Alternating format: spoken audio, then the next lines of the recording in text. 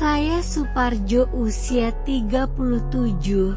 Saya tinggal di sebuah rumah kecil di desa. Meskipun kecil, rumah itu banyak kenangan dengan orang tua saya. Ya, saya satu-satunya anak dari keluarga yang agak bandel.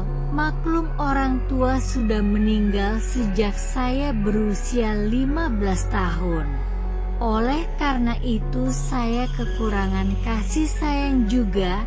Itu sedikit profil tentang diri saya. Suatu hari saya lagi makan di dapur. Saya duduk bersila di lantai makan cuma dengan sambal ikan asin saja. Tapi itu sudah nikmat sekali rasanya. Selang beberapa waktu, saya selesai makan, tiba-tiba ketika saya mau ambil air minum dingin di kulkas lampunya mati.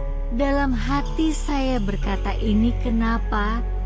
Tanpa pikir panjang saya langsung lihat KWH listrik yang ada di luar, tetapi KWH-nya masih posisi on. Sontak saya sedikit heran sambil lihat listrik rumah tetangga yang semuanya normal.